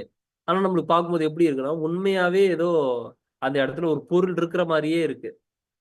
தரையில தான் வரைஞ்சிருப்பான் 3D டிராயிங். அங்க பார்த்தா ஒரு பள்ளம் இருக்கிற மாதிரியே வரைஞ்சிருப்பான், பள்ளம் மாதிரியே ஃபீல் இருக்கும், ஆனா பள்ளம் கிடையாது. அப்ப என்ன சொல்லுதுன்னா மனம் தான் அதை சொல்லுது, இந்த இடத்துல பள்ளம் இருக்குன்னு மனம் தான் சொல்லுது. அதை ஊத்தி விட்டனா ஒரு ஒரு தண்ணியை வச்சு ஊத்தி விட்டோம்னா அது எல்லாமே அழிஞ்சு போச்சுன்னா அப்படிப்பட்ட ஒரு பள்ளமே இல்லை. புரியுதா உங்களுக்கு நான் சொல்றது? இன்னும் அழகா உங்களுக்கு சொல்லணும் அப்படின்னா விஆர் மாட்டி பாருங்க. இந்த மால்ல எல்லாம் சில இடங்கள்ல எல்லாம் இருக்கு இல்லையா, போனா அப்படி இங்க மாட்டிக்கிட்டீங்கன்னா அப்படியே உள்ள டிராவல் பண்ணி அது பாட்டு கூட்டிட்டு போயிட்டே இருக்கும். அப்படியே நீங்க பட்டன் கிளாஸ்ல நடக்கிற மாதிரி இருக்கும், பார்த்தா பட்டன் மலையோட உச்சியில உட்காந்து இருக்கிற மாதிரி இருக்கும். உங்களுக்கு பயம் வந்துடும், ஐயோ அப்படின்னு ஒரு பயம் வந்துடும். ஆனா உண்மையாவே உங்களுக்கு தெரியும், நீங்க படம் பாக்குறதுக்காக மாலுக்கு போயிருக்கீங்க, மாலுக்குள்ள இந்த மாதிரி ஒரு விஆர் இருக்கு, மாலுக்குள்ள ஒரு விஆர் இருக்குன்னு தெரியும். 2க்கு 2 டைல்ஸ்ல தான் நின்றுட்டு அந்த வேலையை பார்த்துட்டு இருக்கீங்கன்னு உங்களுக்கு தெரியும். ஆனா இங்க ஒரு காட்சியை காட்டும் போது மனம் அதை நம்ப ஆரம்பிக்குது. நல்லா யோசிச்சு பாருங்க. இங்க காட்சி இந்த ஹாண்டட் ஹவுஸ் எல்லாம் போகும்போது உள்ள போகும்போது உங்களுக்கே தெரியும் உள்ள ஒரு 50 ரூபா டிக்கெட் எடுத்து தான் உள்ள வந்திருக்கும்னு. உள்ள பேய் இருக்கிற மாதிரி நம்ம கற்பனை பண்ணிப்போம். அப்ப என்னன்னா நம்மளுக்கு ஒரு பயம் வந்துடும். ஐயோ எனக்கு பயமா இருக்குங்க, எனக்கு பயமா இருக்கு. உள்ள எல்லாரும் வேஷத்தை போட்டுதான் சுத்துறான்னு உங்களுக்கே தெரியும். உங்களை எதுவும் பண்ண போறது இல்லைன்னு உங்களுக்கு தெரியும். ஆனா என் பயத்தை கிரியேட் ஆகுது. 2க்கு 2 டைல்ஸ்ல தான் நிக்கிறீங்க, ஒரு மால்குள்ளதான் நின்றுட்டு இருக்கிறீங்க. ஆனா ஏன் ஐயோ ஒரு பெரிய பள்ளமா இருக்குங்க இந்த இடத்துல, ஐயோ நான் விழுந்துற போறேங்கன்னு உங்களுக்கு தோணுது. அப்போ இந்த மனம் எதை காட்டுதோ அதையும் நீங்க நம்புவீங்க, அவ்வளவுதான். புரியுதா இல்லையா நான் சொல்றது உங்களுக்கு? அப்ப இருக்குன்னா இருக்கு, இல்லைன்னா இல்லைன்றது இதுதான் சொல்றேன். அப்ப இருக்குன்னா இதை கலட்டிட்டீங்கன்னா ஓ அவ்வளவுதானா, டே இங்கதான் நின்றுட்டு இருக்கான்னு தெரியும். உங்களுக்கு ஏன் தெரியலையா? நீங்க 4 மணிக்கு ஒரு ஷோவுக்கு வந்தீங்கன்னு உங்களுக்கு தெரியாதா என்ன? ஆனா இங்க வந்து வேற காட்சி காட்டும் போது அதை நீங்க வேற மாதிரி பாக்குறீங்க. திரும்ப மாட்டினீங்கன்னா திரும்ப பயப்பட ஆரம்பிச்சிருவீங்க. ஏன்னா மனம் அதை காட்டுது.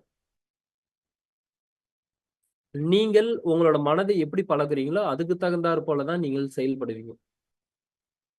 நீங்கள் உங்களோட மனதை இப்ப இந்த பிசிக்கல் ரியாலிட்டியில நீங்க எப்படி நடத்துறீங்களோ கனவுலையும் அப்படித்தான் நீங்கள் செயல்படுவீங்க. ரொம்ப டீப்பான ஒரு உண்மை.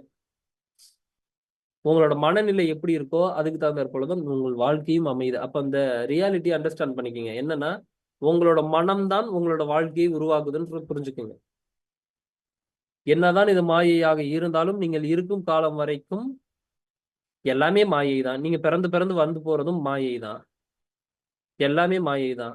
அப்ப இங்க ஒரு விஷயம் நடக்குதுன்னா அங்க ஏதோ ஒரு கேம் பிளே இருக்கு. அப்போ இத நீங்க அண்டர்ஸ்டாண்ட் பண்ணிக்கிட்டீங்கன்னா ஃப்ரீயா நகரலாம். இல்லைன்னா ஒரு இடத்துலயும் உங்களுக்கு போராட்டம் இருந்துட்டே இருக்கும். இது ஏன் அப்படி இருக்கு, அது ஏன் அப்படி இருக்கு, நான் ஏன் இங்க பிறந்திருக்கேன், நான் ஏன் இங்க பிறந்திருக்கேன்னு நீங்க யோசிச்சீங்கன்னா அதுக்கு பதில் இருக்கு. எது உண்மையான வாழ்க்கை, எது வந்து இல்யூஷன் அப்படின்னா நீங்க எல்லாத்துக்கும் அதுக்கு பதில் தேடுங்க. நீங்களே பதில் தேடுங்க. கேள்விகள் எவ்வளவுக்கு எவ்வளவு ஆழமாகுதோ பதில்கள் அவ்வளவுக்கு அவ்வளவு உங்களுக்கு டீப்பா கிடைக்கும். ஏகப்பட்ட கேள்விகளுக்கு நான் பதில் தேடி ஓடினேன். ஏகப்பட்ட கேள்வி எனக்கு இருந்தது. அதெல்லாம் எப்படி உருவாச்சுன்னா எங்க அப்பானால வந்தது. ஜாதகம் பார்த்துட்டு இருப்பாரு உட்காந்து பக்கத்துல. அல்ல அவர் பக்கத்துல நான் உட்காந்துட்டு இருப்பேன். ஜாதகம் பார்க்கும் பக்கத்துல உட்காந்துட்டு சிஸ்டம் ஒர்க் பண்ணிட்டு இருப்பேன். வரும்போது சொல்லுவார், உங்களுக்கு கரெக்டா இந்த டேட்ல இருந்து இந்த மாதிரியான விஷயம் நடந்துச்சா, சரி வேலை போச்சா அப்படின்னு. ஆமா வேலை போச்சு. இந்த மாதிரி அப்பா பிரச்சனையா இருக்கிறாரு. ஆமா அப்பா பிரச்சனையா இருக்கிறாரு. ஏன்னா அவனோட ஜாதகத்தை கொடுத்த உடனே அவன் லைஃப்ல என்னென்னலாம் நடக்குதுன்னு எப்படிடா சொல்ல முடியுது? அப்ப எல்லாமே இங்க வந்து முன்னாடி தீர்மானிக்கப்பட்டுருச்சா, அதை தான் நான் வாழ்ந்துட்டு இருக்கிறேன்னான்ற கேள்வி எனக்கு உண்டாச்சு. அதுக்குள்ளதான் அதிகமான கேள்விகள் டிராவல் பண்ண நிறைய உண்டாச்சு. அதுக்கப்புறம் தான் நிறைய விஷயங்கள் புரிஞ்சுது. ஓகே எப்படி என்னென்ன மாதிரி விஷயங்கள் நடக்குதுன்றது புரிஞ்ச மாதிரி நான் நம்புறேன். ஏதோ இயற்கை ஏதோ ஒரு விஷயத்த உணர்த்துது. ஆனா ஏன் அதை சரியாக இருக்கு நான் ஃபீல் பண்றேன்னா எனக்கு கிடைச்ச இங்க பாருங்களேன், இந்த இடத்துல பதில் ஓடிக்கிட்டே இருக்கு. உங்களோட எக்ஸாம்பிளுக்கு தகுந்தாற் போல உங்களுக்கு ஒரு பதில கொடுக்குது. என்னோட எக்ஸாம்பிளுக்கு தகுந்தாற் போல எனக்கு ஒரு பதில கொடுக்குது. ஆனா 2 பேருக்குமே கிடைச்ச பதில் சேம் தான். இதை எப்படி அப்படின்னா அன்னைக்கு உணர்ந்ததுக்கு அப்புறம் அப்படியே போய் ஸ்க்ரோல் பண்ணிட்டே இருப்பேன். இன்ஸ்டாகிராம்ல நான் என்ன உணர்ந்தனோ அதே போஸ்ட் வரும். பார்த்தா ஓஷோ சொல்லியிருப்பாரு, பார்த்தா ரமண மகரிஷி சொல்லியிருப்பாரு, பார்த்தா மகா பெரியவர் சொல்லியிருப்பாரு. ஓகே அப்ப எல்லாருக்கும் இந்த பதில் தான் போல, அப்ப இது உண்மைதான் போலன்னு நம்மளுக்குள்ள ஒரு ஃபீல் வரும். என்ன கேள்வி கேட்குறீங்களோ அதுக்கு உண்டான பதில் வரும். சிம்பிளா உங்களுக்கு நான் சொல்லி இதை நான் கம்ப்ளீட் பண்றேன். உங்களோட மனம் எப்படியோ நீங்கள் எப்படியோ அப்படித்தான் இந்த வாழ்க்கையும் அமையும். நீங்க மத்தவங்க உங்ககிட்ட மாறணும்னு நீங்க நினைச்சீங்கன்னா முதல்ல நீங்க மாறணும். அப்பதான் மத்தவங்க மாறுவாங்க. இப்போ இப்போ ஒண்ணும் இல்ல.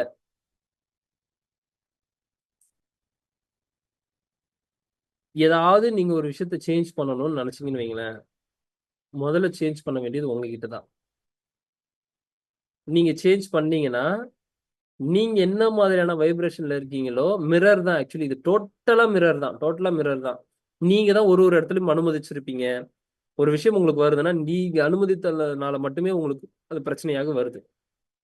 என்னைக்கோ தெரியாம நான் அப்புறம் இது பண்ணிட்டேங்க, அதை பத்தி நான் கண்டுக்கலங்க, இன்னைக்கு அது எனக்கு பிரச்சனையா வருதுன்னா அதை பத்திலாம் நீங்க பேசக்கூடாது. ஆனா நீங்க அன்னைக்கு நீங்க அதை கவனமா இல்லாம விழிப்புணர்வோட இல்லாம நீங்க ஓகேன்னு சொன்னதோட விளைவாக தானே இன்னைக்கு அனுபவிச்சுட்டு இருக்கிறீங்க. அப்ப எல்லாத்துக்கும் நீங்கள் தான் பொறுப்பு. இந்த இயற்கையை நம்ம காரணம் சொல்ல முடியாது. இப்ப ரியாலிட்டி அதுதான். மாயையாக இருந்தாலும் நீங்கள் உள்ள வாழ்ந்துதான் ஆகணும். எல்லாமே நீங்க பண்ணி தான் ஆகணும். இங்க இருக்கிற வரைக்கும் என்னென்னலாம் கிரியேட் பண்ணணுமோ கிரியேட் பண்ணி தான் ஆகணும். அப்ப ரியாலிட்டியை தெரிஞ்சுக்குங்க, அதுக்கு சஃபர் ஆகாது. ரியாலிட்டியை புரிஞ்சுக்கிட்டீங்கன்னா சஃபர் ஆகாது. ஒன்றும் இல்லை, உயிர் போக போகுதுன்னா நம்மளுக்கு ஒரு பயம் வருது. உயிர் போக போகுதுன்னா நம்மளுக்கு ஒரு பயம் வருது. ஐயோ அவ்வளவுதானா, என்ன ஆகுறதுன்னு. இப்ப இதுவே கேம்ல போனாலும் திரும்ப வருவான்டாங்கன்னு ஒரு கேம் உங்களுக்கு கேம்ல தோணுதுன்னா, போனாலும் உங்களுக்கு அதை பத்தி பிரச்சனை இல்லை, திரும்பவும் விளையாடிக்கலான்ற ஒரு ஃபீல் வருது. அப்போ இதேதான், இந்த உயிர் போனாலும் இது சட்டை தான், இந்த உடம்பு சட்டை தான், மீண்டும் திரும்ப வரதான் போகுது.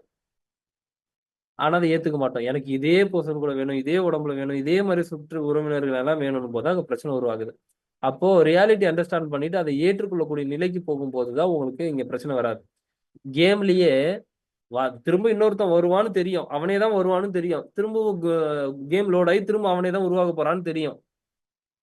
ஆனா இருந்தாலும் நான் இந்த கேம்லயே தான் நான் விளையாடுவேன், நான் தோக்கவே கூடாதுன்னா உங்களுக்கு ஒரு போராட்டம் நிகழும். எப்பயுமே ஒரு விஷயத்தை அக்செப்ட் பண்ணலாம், போராட்டம் நிகழும். அவ்வளவுதான், சிம்பிள். அப்போ ரியாலிட்டியை புரிஞ்சுக்கிற வரைக்கும், ரியாலிட்டி அக்செப்ட் பண்ணிக்கிற வரைக்கும் உங்களுக்கு பெயின் இருந்துகிட்டு தான் இருக்கும்.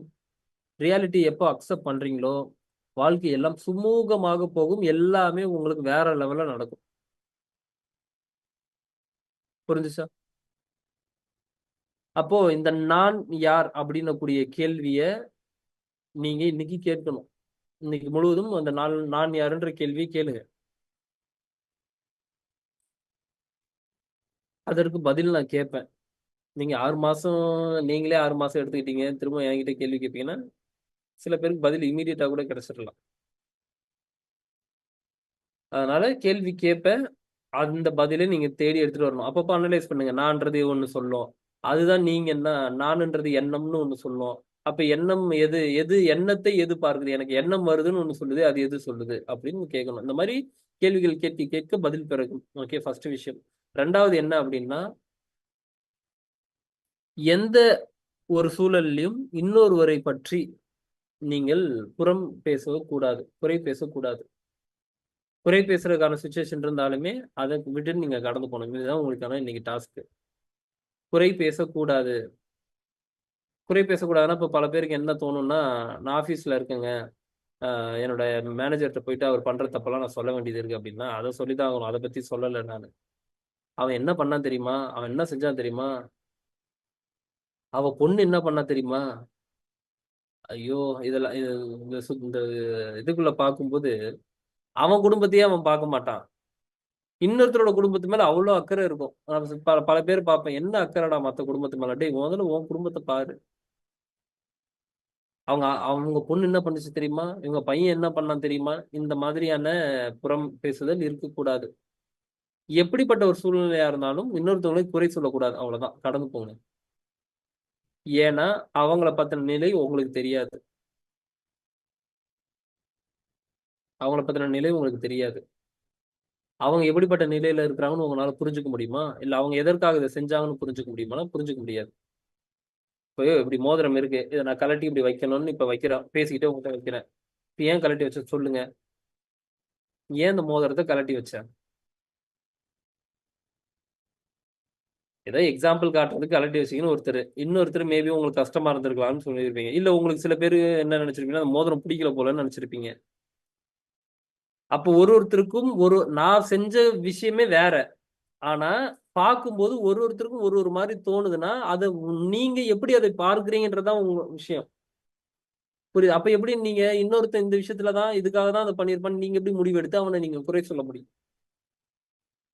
சொல்ல முடியுமா? சொல்ல முடியாது, குறை சொல்ல முடியாது. அதனால உங்களுக்கு உண்மை என்னன்னு தெரியாது, புரிஞ்சுக்கவும் முடியாது. அதனால அதை அதாகவே ஏற்றுக்கொண்டு அப்படியே விட்டுறணும். ஓகே, இதுதான் டாஸ்க். அப்ளை பண்ணும்போது குறை பேசுற மாதிரி இருந்துச்சு, ஆனா அதுல இருந்து நான் விலகி வந்துட்டேன். மத்தவங்க குறை பேசினாங்க, இருந்தாலும் நான் அதுல இருந்து விலகி வந்துட்டேன். குறை பேச இவ்வளவு நாள் நீங்க ஏதாவது குறை பேசியிருந்தாலும் பின்னாடி ஏதாவது அதாவது எப்பயுமே குறை பேசுவீங்கன்னு சொல்லல, ஏதாவது திடீர்னு ஒருத்தவங்களுக்கு நம்ம பிடிக்காத மாதிரி நடந்துட்டாங்கன்னு வைங்களேன், அவங்கள பத்தி முழுமையா நெகட்டிவா பேசிட்டு இருப்போம். அவன் என்ன பண்ண தெரியுமா, அவ்வளவு நாள் அவனோட ராமாயணத்தை பாடி இருப்போம், பட்டுன்னு பிடிக்காத மாதிரி நடந்துக்கிட்டான்னா அவனை பத்தி குறைகளாதான் போயிட்டு இருக்கும் மத்தவங்கிட்ட. அவன் என்ன பண்ணான் தெரியுமா, அன்னைக்கே எனக்கு தெரியும் அப்படி பண்ணான் இப்படி பண்ணான். அதனால நம்ம அப்படியே கடந்து போகணும். கிளியரா? இப்படி கடந்து போய் பாருங்க, என்ன நடக்குது, என்ன மிராக்கிள் நடக்குதுன்னு சொல்லுங்க.